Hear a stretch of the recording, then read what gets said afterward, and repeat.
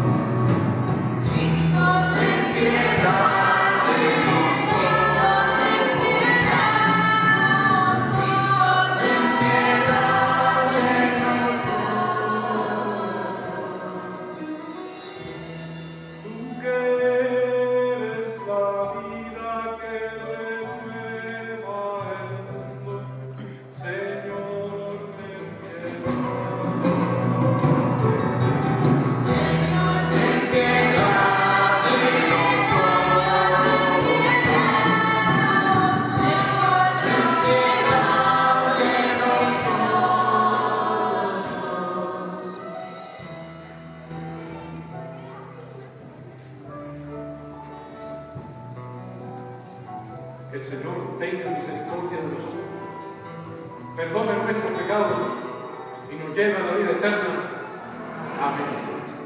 Cantemos ahora las alabanzas del Señor.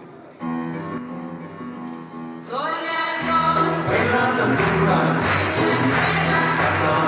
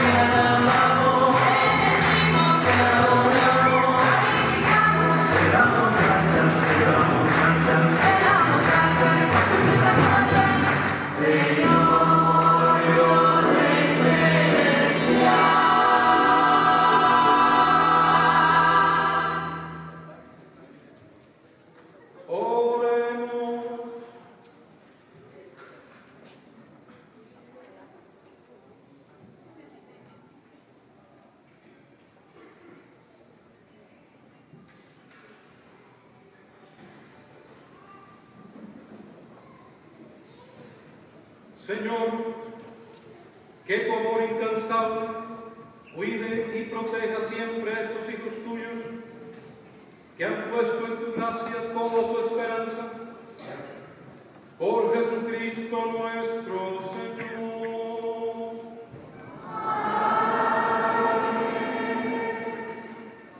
Podemos orar.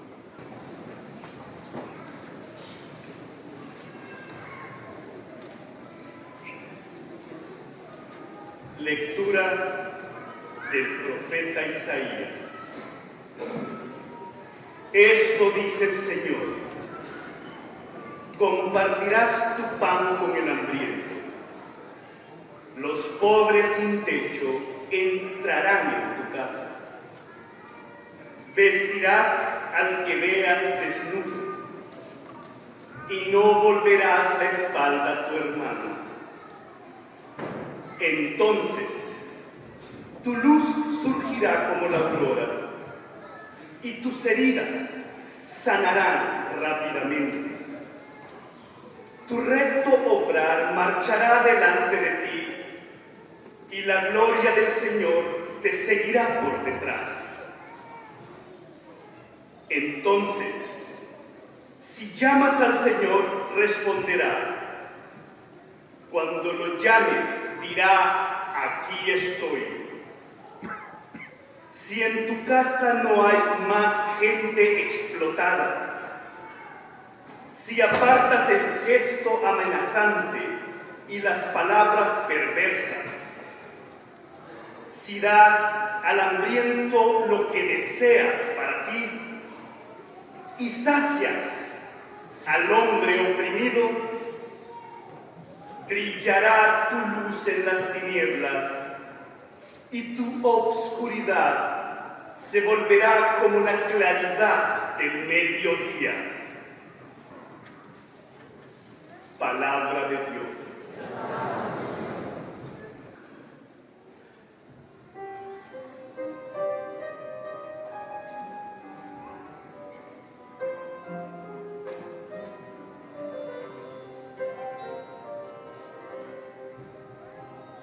El justo brilla en las tinieblas como una luz. El justo brilla en las tinieblas como una luz. En las tinieblas brilla como una luz, el que es justo, clemente y compasivo, dichoso el que se apiada y presta, y administra rectamente sus asuntos.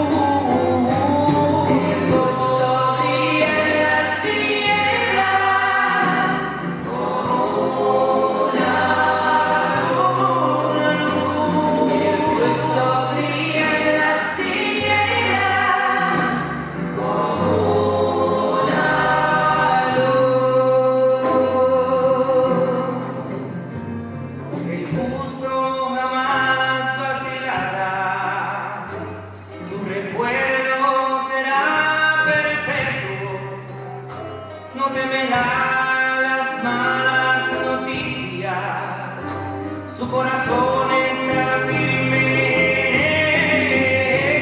Señor, brilla en las tinieblas como una luz. El justo brilla en las tinieblas como una luz. Su corazón está seguro sin temor. Reparte limosna a los pobres. Su caridad es constante y sin falta. Y alzará la frente con dignidad. Brilla en las tinieblas como una luz.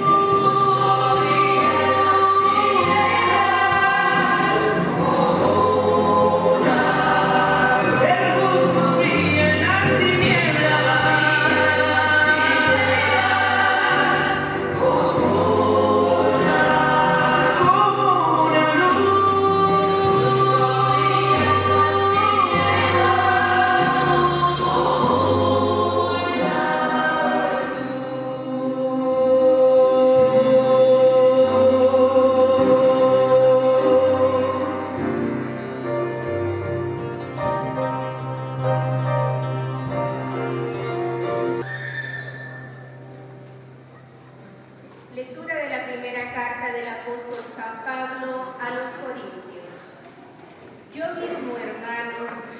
venir a ustedes no llegué con palabras y discursos elevados para anunciarles el mensaje de Dios.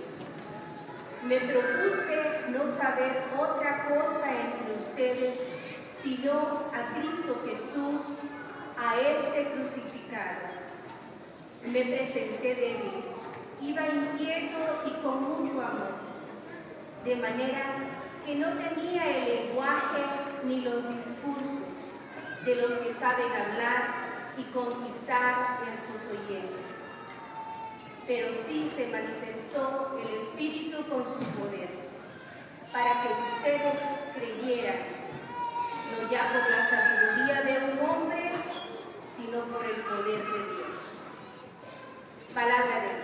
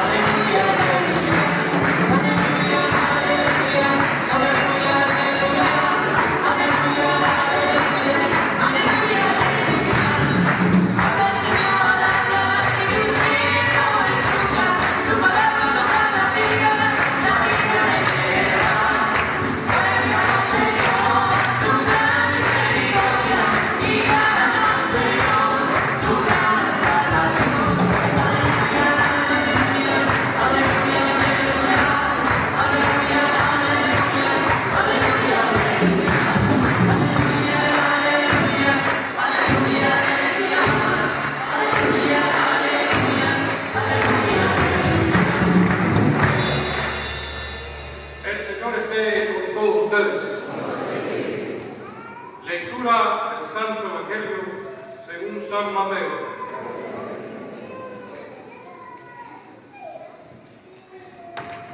En aquel tiempo dijo Jesús a sus discípulos: ustedes son la sal de la tierra, y si la sal se vuelve desabrida, ¿con qué se le puede devolver el sabor?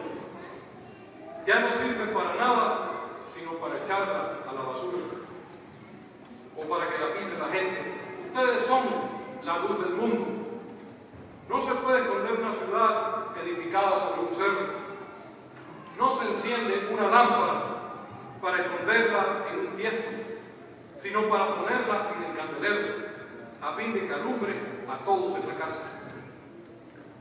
Así pues, debe brillar su luz ante los hombres, para que vean sus buenas obras y glorifiquen al Padre de ustedes que está en los cielos.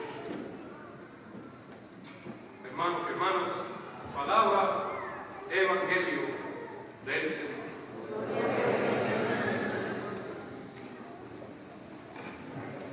Miren, a pesar de las quejas, los tiempos del profeta Isaías eran buenos tiempos. Por la mañana temprano, lo primero que hacían los israelitas cuando salían de la cama, cuando se levantaban, era adorar a Dios. La gente se estaba deleitando en los caminos del Señor.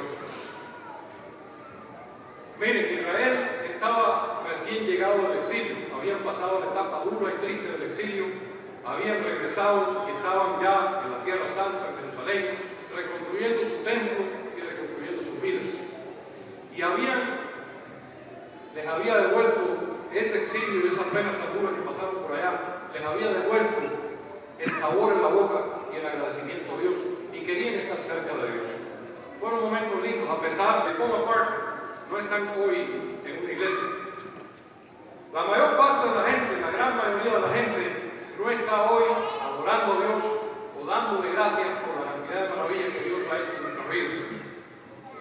Tristemente, hoy la iglesia no es el primer sitio donde la gente busca deleite y alegría, no lo es.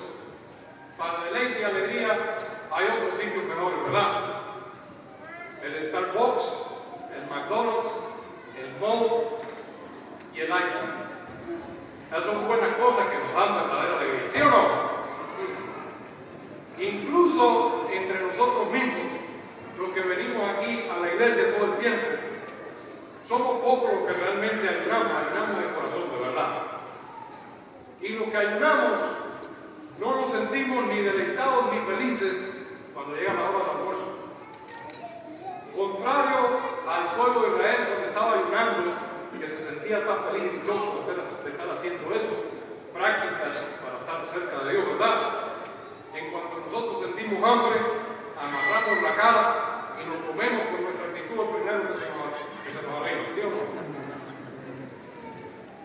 Ciertamente necesitamos hacer las cosas de otra manera. Nosotros necesitamos mirar un poco hacia nuestro pasado y descubrir qué hicimos mal en el pasado, porque algo hicimos mal. Por ejemplo, ¿cuándo empezamos nosotros a usar los libros de canto de la iglesia, que son santos, que son sagrados, para que los nenes coloren? ¿Cuándo empezamos nosotros a permitir que los celulares suenen en la iglesia? Eso, hace 20, 30 años esas cosas no pasaban. Eso es ahora, eso es un fenómeno de ahora. Les aseguro que no salimos aquí hoy antes de que suene un celular, se lo garantizo, porque siempre ocurre. ¿Cuándo empezamos nosotros a permitir que los niños pequeños empiecen a jugar con un jueguito electrónico o que coman durante la liturgia santa, durante el tiempo que tenemos para darle gracias a Dios? ¿Cuándo empezó eso a ocurrir? Yo estoy seguro que los abuelos aquí de esta iglesia, cuando recuerdan su tiempo de jóvenes, eso nunca lo vieron en una iglesia, nunca lo vieron. Eso pasa ahora, eso ocurre ahora. ¿Desde cuándo se habla durante la liturgia? Muchos de nosotros hacemos comentarios, tenemos conversaciones largas durante la liturgia. Es tiempo santo para darle gracias a Dios por lo que ha hecho en nuestra vida, para estar cerca de Dios en este momento, para estar cerca de los unos de los otros y disfrutar juntos de lo que el Señor tiene que decir. Nosotros necesitamos reconocer los errores del pasado y aprender de ellos para evitarlos en el presente y para asegurarnos un mejor futuro como pueblo de Dios. Los israelitas en el tiempo de Isaías también necesitaban mirar al pasado, porque ellos acababan de sufrir un exilio horrible, el peor de la historia, y necesitaban saber si esos errores que ellos habían cometido en el pasado eran lo que habían desencadenado ese exilio tan horrible que habían vivido. Ahora ya estaban de nuevo de vuelta en su tierra, y estaban reconstruyendo el templo, y estaban reconstruyendo su vida, y ellos necesitaban saber qué significaba realmente, verdaderamente, darle culto a Dios. Y como necesitaban saber eso, pues se acordaban de aquellas liturgias tan lindas, del incienso y de todas esas cosas, y iban y lo hacían en el templo. Y entonces ayunaban, lloraban, todo el tiempo, lo hacían todo el tiempo. Querían estar cerca de Dios, tenían hambre de Dios, querían estar cerca de Dios. El culto de Dios era lo más importante que hacían todos juntos, así como nosotros que estamos todos juntos hoy en la iglesia, dando el culto a Dios, adorando al Señor. Y era lo que los amasaba por la comunidad, como el pueblo de Dios. Ese culto, como lo hacían juntos, eso es lo que los amasaba en el pueblo de Dios. La liturgia era el momento en el que todos juntos inhalaban a Dios para entonces después exhalarlo fuera de las paredes del templo en el mundo que tanto lo necesitaba. Y precisamente esa es la queja del profeta Isaías hoy. Aún cuando la liturgia era la mejor de la historia, nunca los israelitas habían hecho unas liturgias tan lindas y prácticas tan lindas con el Señor. Sin embargo, los israelitas habían perdido la visión de lo que Dios realmente quería de ellos. Tenían liturgias preciosas y sin embargo estaban lejos del amor de Dios. La alabanza a Dios, la oración y el ayuno que el pueblo estaba practicando no alimentaban una verdadera relación con Dios.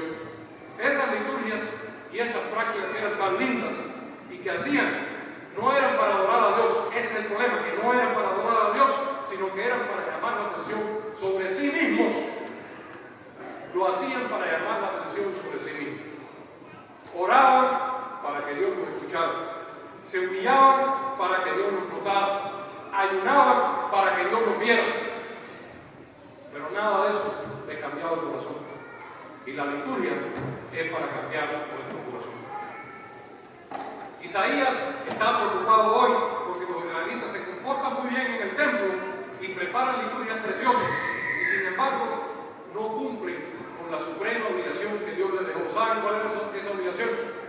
La justicia. Justicia hacia los huérfanos, justicia hacia las viudas, justicia hacia los más vulnerables.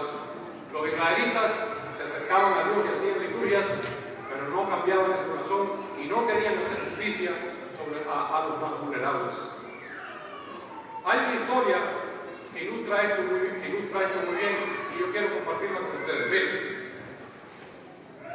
Y esta no es una historia que tiene que ver con los israelitas, tiene que ver con nosotros, los cristianos católicos de este siglo, bueno, del siglo pasado. Una vez, durante una Semana Santa, hubo unos miembros de una iglesia y el sacerdote que decidieron pasar una noche con la gente que vive en la calle. Ellos querían encontrar al Cristo sufriente que vive en la calle, ese Cristo que la gente, o sea, que padece de hambre, padece de enfermedad y que todo el mundo lo rechaza y que no tiene un techo donde vivir.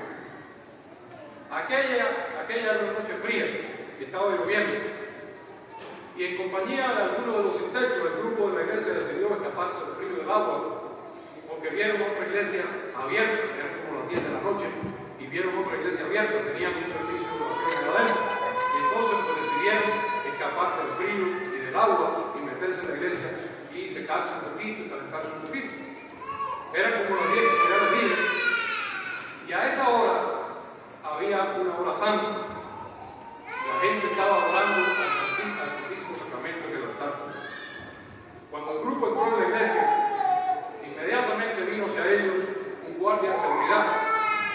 Y entonces el sacerdote que estaba a la cabeza del grupo le explicó: bueno, nosotros somos cristianos y no tenemos dónde pasar la noche, pero lo único que queremos es pasar un ratito aquí dentro de la iglesia para secarnos y calentarnos un poco y descansar y orar. Queremos orar enfrente del Santísimo Sacramento. El sacerdote no se dio cuenta, pero con todo lo mojado y sucio que estaba, todo lo despedazado que estaba, no estaba peinado ni nada, pero parecía a uno de esos hombres y mujeres sin techo y sin hogar. Parecía a uno de esos hombres. Y entonces el guardia lo miró a los ojos y le dijo: entiendo lo que usted me está diciendo, pero a mí me pagan para mantener fuera de aquí a gente como usted. ¿Se dan cuenta? Y así el sacerdote con el grupo de su iglesia y el grupo de hombres tuvieron que salir de regreso hacia la oscuridad de la noche, hacia el frío y hacia el agua, mientras en la iglesia sonaba el Panis Angelicus. Panis Angelicus, pan de los ángeles, ¿verdad? Se dieron cuenta, el grupo que salió de la iglesia se dio cuenta de que el Cristo sufriente no estaba dentro de aquella iglesia, sino fuera. Lo habían dejado por fuera. Esa es precisamente la situación que el profeta Isaías está enfrentando en su tiempo con la gente que está construyendo el templo y que hace liturgias muy lindas. Tal vez la intención de los israelitas era linda, y era buena, y era pura, pero el culto que le estaban dando a Dios era un fraude, pues no podían adorar a Dios y al mismo tiempo olvidarse de la justicia al desamparado y al más vulnerable. Yo no sé si ustedes lo saben, pero este fin de semana estamos recordando una cruel realidad. Este fin de semana estamos recordando que en el mundo, en nuestro mundo, en el mundo de hoy, existe tráfico humano. Como si estuviéramos viviendo en el siglo XVI o XVII, todavía en este mundo en que nosotros vivimos hay esclavitud de muchas clases, hay esclavitud de muchas clases, pero yo estaba pensando específicamente en tráfico humano. Este es el fin de semana para recordar a todas las víctimas del tráfico humano. Ustedes sabían que existen 21 millones de personas en el mundo que cada año son víctimas del tráfico humano. Ellos son tratados, los raptan de sus familias, de sus vecindarios y son llevados como esclavos a otros lugares y muchos son usados para la prostitución. ¿Sabían ustedes que el 70% de estos 21 millones son mujeres y el 50% de ellos son niños? Así es como funciona el tráfico humano. Primero, no hay que irse a los Estados Unidos, aquí en este país lo hay. Hace unos meses salió en el New York Times un artículo llamado "De las calles a convertirme en la mejor mamá del mundo". Cuenta la historia este artículo de una mujer de Nashville, aquí aquí en los Estados Unidos, de nombre Sheila Simpkins, que creció en un hogar donde era físicamente abusado de ella todo el tiempo. Y a la edad de 14 años se cansó de tanto maltrato y se escapó de su casa. Se juntó con un hombre a quien ella llamaba su novio, pero que en realidad era un proxeneta, un hombre que tenía a su cargo a muchas prostitutas. Y Sheila comenzó a trabajar como prostituta, le entregaba a su novio cada uno de los dólares que ganaba de su trabajo en la calle, mientras que el novio le ofrecía un lugar donde vivir, drogas, alcohol y algo para comer. Muchas veces ella trató de escaparse, pero su novio siempre la encontraba y la golpeaba con una cabilla de hierro. O sea, que salió de Guatemala y llegó a Guatepeor, porque salió de una familia que lo maltrataba y entró en otra familia que era peor todavía, le daban una cabilla de hierro. Sheila fue arrastrada varias veces, fue arrestada, fue encarcelada varias veces por su prostitución. Sin embargo, el novio nunca fue encarcelado, al novio nunca lo atraparon, pero ella sí, a ella la atraparon varias veces. Una vez, cuando estaba en la cárcel, ella fue visitada por una señora que se llama Becca Stevens. De hecho, es ministro en una iglesia episcopal, una iglesia cristiana. Y Becca había creado un programa que se llama Magdalena, un programa que existe hoy día aquí en los Estados Unidos, para ayudar a mujeres que eran víctimas de tráfico humano, que eran víctimas de adicción y de prostitución. Ese programa ayudaba a mucha gente a empezar una nueva vida. Y así Sheila comenzó a vivir en una finca donde producía productos que se vendían después en internet, que se vendían también en Whole Foods. Ustedes saben que aquí en Silver Spring hay una tienda que se llama Whole Foods, y esa tienda está en todos los Estados Unidos. Pues esa finca producía productos para esa tienda, de hecho todavía lo produce. Gracias a ese programa, Sheila fue capaz de lidiar con su lado oscuro, con todas las heridas que tenía en su corazón, y fue capaz de vencer su adicción. Y después fue a la escuela y estudió psicología, y después conoció a un hombre con el cual se casó, y Sheila ahora tiene 2 hijos. El mayor de ellos ha sido aceptado en una escuela de niños superdotados, porque el nene es extremadamente inteligente. Para el artículo del New York Times, Sheila declaró: yo no he hecho muchas cosas bien en mi vida, pero esta sí la voy a hacer bien, voy a ser la mejor mamá del mundo. Y por eso es que el artículo se llama De las calles a convertirse en la mejor mamá del mundo.